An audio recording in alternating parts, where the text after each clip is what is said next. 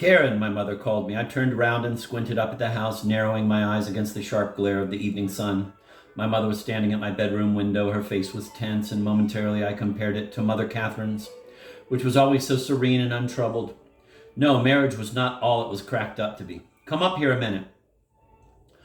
Her voice had that deliberately casual tone it always took on when she was upset and was trying to pretend that nothing was the matter. Just look at yourself, she commanded, turning me around to the mirror, gripping my shoulders as though she were about to take me into custody. Do you think you look nice? I stared at my reflection, but all I could see were my own eyes. They looked lost. I dropped my gaze. My mother was angry about Susie and Anthony. It was more than just her view of Susie as a slut. She was angry with me too, though she didn't quite know why. Sex was the matter, I thought suddenly. She wants to save me from sex. Well, my mother demanded, do you? With a start, I jerked my mind back to her question. It was an irrelevance. That was not what we were really talking about. I hadn't been kissing Anthony in the sitting room, but obscurely my mother and I both felt that I had. I felt ashamed and guilty. No, I said dully. What else was there to say? You look cheap. You look like a tart. And with that, she picked up my hairbrush and with savage tugs dragged it painfully through the beehive, smoothing it flat. Then she picked up my damp washcloth and scrubbed my face, her fingers jabbing into the tender flesh around my eyes. She breathed in shallow, agitated gasps. Neither of us said a word. There, she said, that's better. I looked at the schoolgirl in the mirror. You look like yourself now, my mother insisted. I nodded slowly, and my brief flirtation with beauty was over. She had expressed the simple truth. So giving up hope in the body, I began to develop my mind. That first year in the sixth form was in one way intoxicating. Pitting myself against more and more difficult ideas, I discovered I could fly. My body might well be clumsy and unformed for love, but my mind was graceful. It could have been a very happy year. But things were changing at home. They were changing silently because as a family, we never talked about the really momentous things. Yet again, I wanted to shield my parents from a knowledge of something they were anxious to keep from me. And the easiest way to do that was not to let myself realize what was happening. For one thing, my parents had reversed roles. After years of housework, my mother had started to go out to work. This was unusual in 1960. Nobody else's mother worked. Mothers were supposed to be chained to the kitchen, a constant welcoming presence in the home. I liked the change. I was proud of the distinction of my mother, her new alertness and interest in the world of the university. She came in anxious, harassed by having too many things to do, but alive in a new way with a challenging breadth of understanding.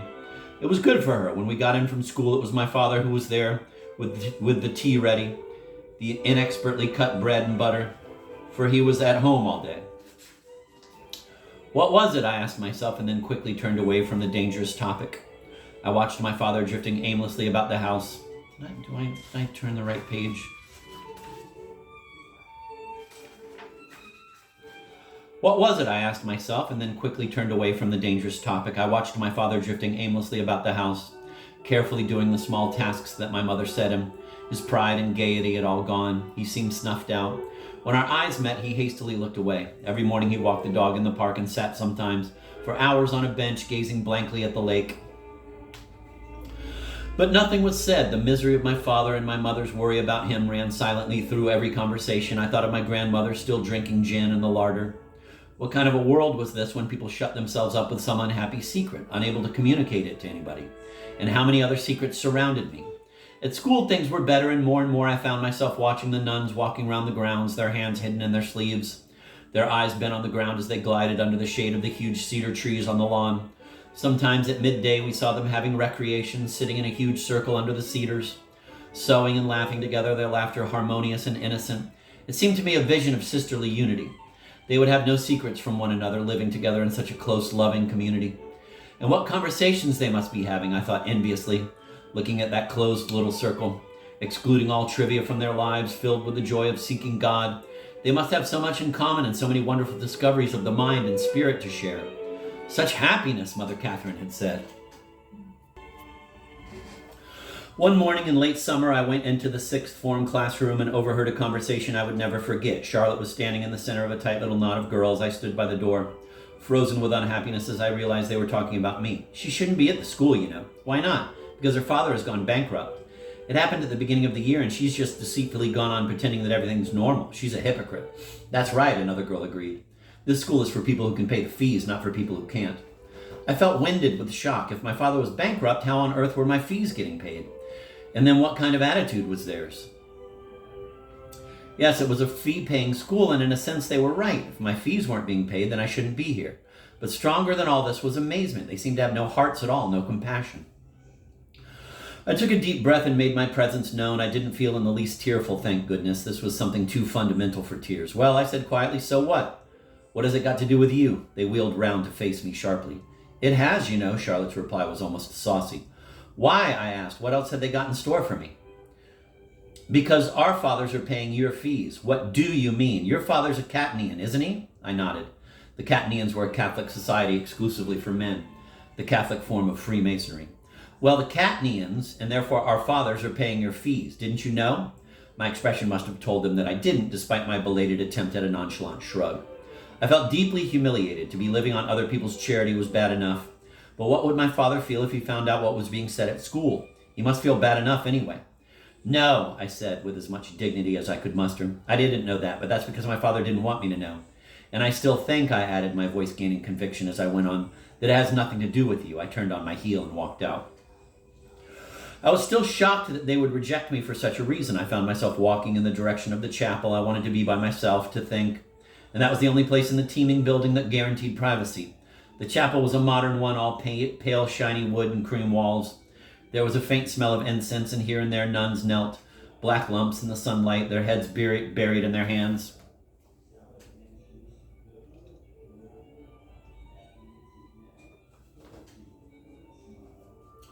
I sat down, finding that I was trembling. I could never tell my parents about this, I knew. It would hurt them, and I'd feel so feeble running home and saying that the others were being horrid to me. It seemed so unfair. My father had had a tough enough struggle to get where he was. He and my mother seemed so brave in their lonely struggle with disaster. I remembered a cocktail party I'd gone to with them a few weeks ago. It had been one of those Sunday morning affairs. The room was filled with cigarette smoke and loud, frenetic talking. Everybody had been to Mass that morning, and priests filled the room. They were standing in groups, florid with gin and tobacco, worldly, disillusioning. My parents and I had squeezed into a relatively secular corner. The church here in full force, I see, muttered my father sarcastically as we studied the guests. Who on earth is that? I asked. My eye had been caught by a man wearing a green uniform with epaulettes, a thick leather belt, and a sword. He looked like a cross between Prince Charming and Buttons the Clown. Shh, hissed my mother, giggling. Don't talk so loudly. It's Sidney Foster. Yes, but what's he doing dressed up like that? He's a Knight of St. Gregory. My mother was on the verge of laughter, and my father snorted with amusement. Him, he said bitterly. He's a shark in business, an absolute bloody shark. He'd sell his own grandmother. Shut up, my mother laughed helplessly. He's coming this way. Hello, Sidney. His dress sword brushed against me, laddering my stocking. I was just admiring your uniform, I said innocently, ignoring the poke my mother gave me. What is a Knight of St. Gregory? He took a slug of brandy and swirled it in his mouth. It's a special order, he said complacently. Given by the Pope. Gracious, I said, winking at my father, who earnestly studied the olive in his martini. What a marvelous person you must be. What's it given for? Well, he said modestly, it's given in recognition of charitable works. There was a splutter from my father, who had transferred his attention to a potted plant. His shoulders were heaving strangely. He coughed. Haven't seen you for some time, have we? My father said, and I noted an ironic edge to his voice.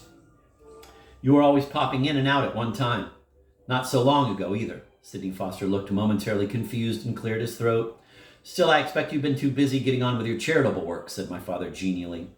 Well, he finished, clapping Foster jovially on the shoulder as he determinedly set off in another direction. Be seeing you, no doubt. As we forced our way through the chattering crowds, I looked back at the knight who, red in the face, was talking animatedly to a Monsignor about the funds for a local church roof. I was damn useful to Sidney in business once, my father said caustically. Interesting that we never see him now, isn't it? It's Birmingham, my mother replied shortly. All they ever think about is money. And now, sitting in the peaceful chapel, I saw what she had meant. What had that very Catholic party, with its materialistic values that even my friends seemed to share, to do with Christ? My readings of the Gospels over the years had built Christ up for me as a dynamic figure. He stalked across my mind, vivid and challenging, driving the moneylenders out of the temple, inveighing angrily against the hypocrisy of his day, overturning all the conventions with the unpredictable nature of his love. He had mixed with prostitutes and sinners, not hypocritical Knights of St. Gregory, and had frightened his hearers with his shattering commands. Leave all you have and come, follow me. Follow me. Suddenly the familiar invitation leaped at me with a new force. Leave all that you have. Really? What was there in the world that was worthwhile? You couldn't count on anything the world had to offer. Friendship could be destroyed in a moment because people valued what you had, not what you were. Whereas God's love was perfect. Human love just couldn't measure up to it. I thought of Susie and Anthony. I wanted more than that. Even that most perfect love would ultimately be destroyed by death. In fact, when you came to think about it, death was the only thing in life that you could be absolutely certain of. It was inescapable and made everything but God seem empty and hollow. Follow me. How much more satisfying to leave all the emptiness of the world and follow Christ. A nun in the bench in front of me got up, genuflected gracefully in the aisle, and quietly left the church. Her face was serene. It was as though she had tapped some hidden store of strength before plunging into the melee of afternoon school. I looked up at the crucifix. That was what sustained her. The cross turned all human values upside down. They just weren't worth worrying about, and the cross showed the greatness of God's love. As I looked at the tabernacle, which contained the real presence of Christ, I felt a pull toward him that was almost physical in its intensity. I'd thought a few minutes ago that death was the only certainty. Now I saw clearly that the only way to achieve life was by leaving the world behind and looking for God who was there for the seeking. Absolute power, goodness, and love.